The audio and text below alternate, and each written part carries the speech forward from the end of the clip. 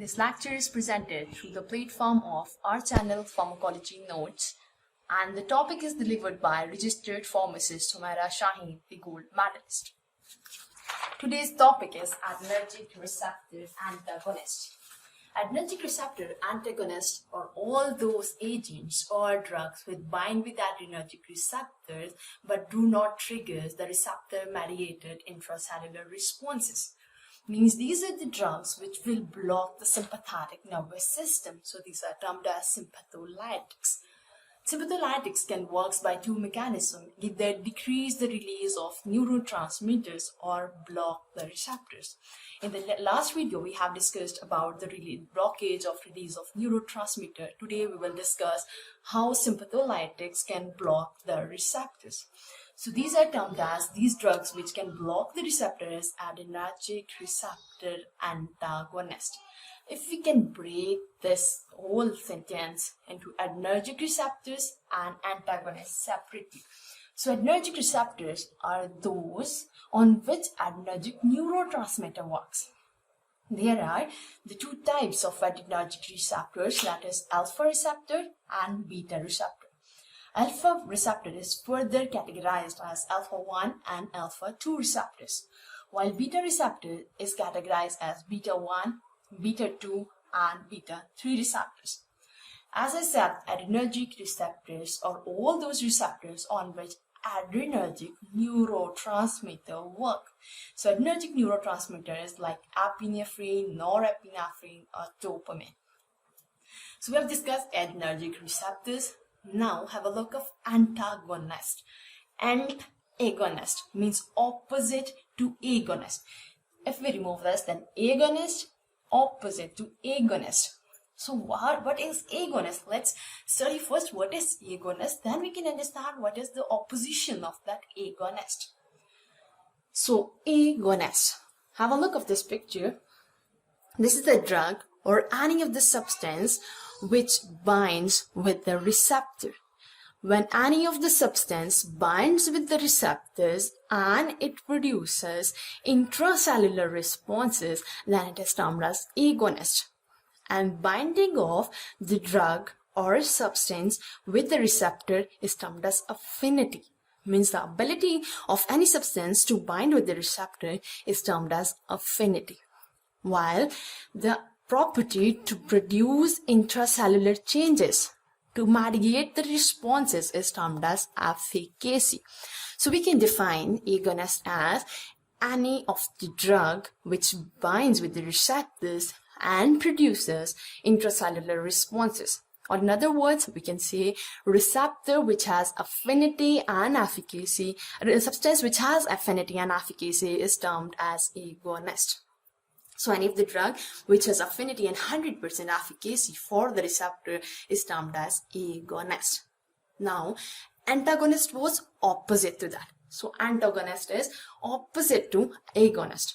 It have affinity but do not have efficacy, which means drug bind with the receptors but do not trigger intracellular responses. So they have affinity but no efficacy. So we will discuss all those drugs which bind with the receptors but do not trigger intracellular responses, means do not have any efficacy. That's why these are adrenergic receptors antagonist. Related to this is another term, that is partial agonist. Partial, as the term shows, partial means a half. So partial agonist is the drug or substance which binds with the receptors but show partial efficacy of that of agonist. Means if agonist produces 100% efficacy, suppose, then it produces 50% of that efficacy.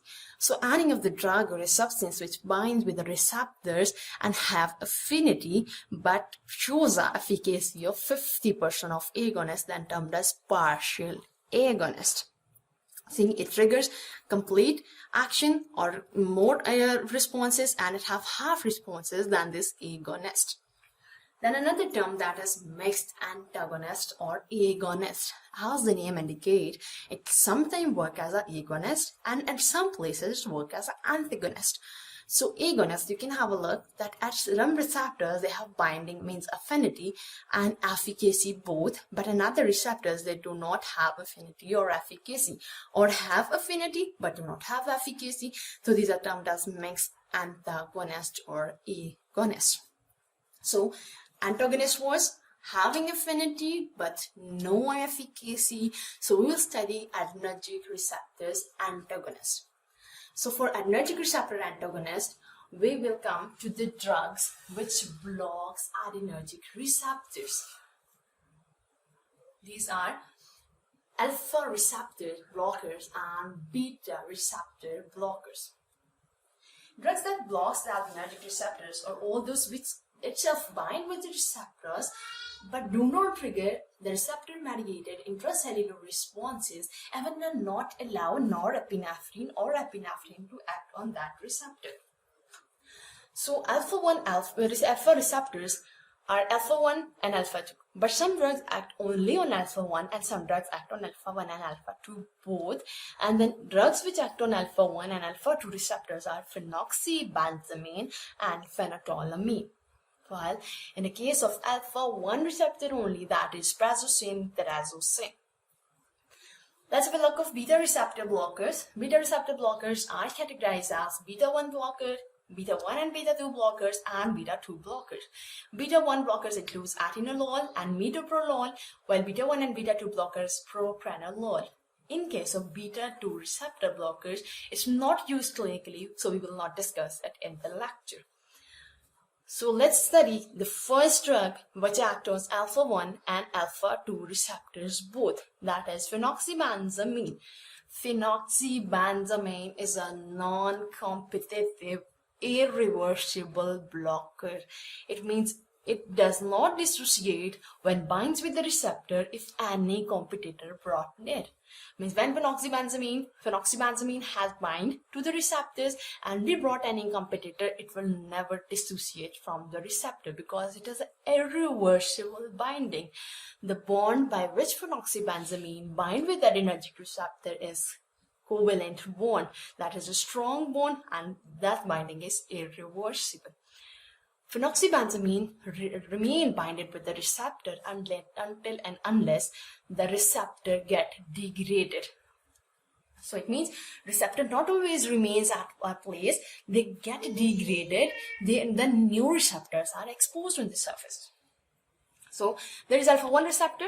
Alpha-1 receptors cause vasoconstriction, and vasoconstriction increase peripheral resistance, and the whole mechanism goes on. But phenoxybenzamine blocks this here. It do not allow this vasoconstriction. But beside this, it causes vasodilation. Phenoxybenzamine binding with alpha-1 receptors blocks this receptor, cause vasodilation, thus decreases peripheral resistance, and reflex tachycardia occurs. This is first mechanism of phenoxybenzamine. Then the next one is it increases cardiac output. Let's have a look how it increases cardiac output. We have seen that there is a nerve ending. Norepinephrine is stored in the vesicle. Vesicle diffuses with the membrane. Norepinephrine gets released by this, and then it is present in synaptic cleft and effect on effectors. And then norepinephrine is also reuptaken by reuptake one mechanism back into the nerve ending. Phenoxybenzamine blocks this reuptake mechanism. It blocks the reuptake one mechanism. Means it blocks the norepinephrine reuptake, does not allow norepinephrine to gain into nerve ending. So norepinephrine remains here, more of the norepinephrine remains, so more action and increased cardiac output in case of a cardiac cells as an effectors. So it will increase cardiac output, it will cause reflex tachycardia, and it also acts as a reversal of epinephrine. Epinephrine also acts on alpha and beta receptors. Epinephrine, when act on alpha receptors, it causes vasoconstriction. And when epinephrine act on beta receptors, it causes vasodilation. Epinephrine acts on alpha and beta receptors But phenoxybenzamine can act on alpha 1 and alpha 2 receptors. It cannot act on a beta receptors, does not have its affinity with beta receptors. So it will produce its action by binding with alpha receptors, and it inhibits this vasoconstriction and causes vasodilation. But the vasodilation due to epinephrine acting on beta receptor, this is not stopped by phenoxybenzamine. So from the both sides, vasodilation is the ultimate result. So phenoxybenzamine, non-competitive, irreversible blocker, increases cardiac output, causes a decreased peripheral resistance, and causes vasodilation. So what are the therapeutic uses of this drug? Where this drug will be used? It uses pheochromocytoma. What is pheochromocytoma? In adrenal medulla, the tumor cell is produced, or tumor cell is which releases catecholamines. Catecholamine released by tumor cell in adrenal medulla. This disorder is termed as pheochromocytoma. For this we use phenoxybenzamine. And then second, clinical use or therapeutic use is Raynaud disease. Raynaud disease is a disease in which the blood vessel of finger or toes get restricted or narrow. Means the blood vessel which is present in the fingers, it get narrow, so decreases the blood supply to that finger or toe. And then finger or toe become white or pale, and then ultimately it becomes blue. So by using phenoxybenzamine, it will decrease the peripheral resistance, causes vasodilation, and then it will treat the Raynaud's disease. Then the third use is frostbite. Due to the freezing temperature or freezing, the toes or fingers, they first of all get red and cold. And later on, when this freezing temperature goes on, then it becomes numb. Means it will not feel the things. It becomes numb. And then later on, it will be hard and then pale. So this could cause the severe damage to our organs, or this can cause severe damage to the fingers or toes. So it can be treated by using phenoxybenzamine. Some of the people have this frostbite, that in a cold weather, their fingers, toes become numb and no blood supplies goes there. So because of become numb and then later on hard and pale, they are dysfunctioned. So by using phenoxybenzamine, we can treat this frostbite. When this have therapeutic uses, it also have some adverse effect, as we have talked about. That by you acting on alpha receptors, it causes vasodilation, decreases peripheral resistance, but what it causes? It causes reflex tachycardia. And when acting on alpha receptors, it causes postural hypotension. Means when person stands up and he feels as he's going to be faint. The next drug, which is acting on alpha 1 and alpha receptor, is phenethylamine. Phenethylamine, phenoxybenzamine, both act on alpha 1, alpha 2 receptors, means they act on alpha 1 and alpha 2 receptor, but it is different from phenoxybenzamine. It is competitive and reversible blocker. It is not non-competitive and irreversible. It is competitive. It can be dissociated by bringing any competitor near, and it is a reversible blockage. Its action lasts for 4 hours. Phenethylamine action lasts for 4 hours, but phenoxybenzamine action lasts for days. It can be for a day or a long, because when it binds with the receptors, its action lasts until and unless the receptors is degraded and the new receptors is exposed. The therapeutic uses of this phenethylamine is transient pheochromocytoma. It has less uses as compared to the phenoxybenzamine. It's used in transient pheochromocytoma and skin necrosis. Hope you understand this topic. Inshallah, we will proceed with beta receptor blockers in the next video. Thank you so much.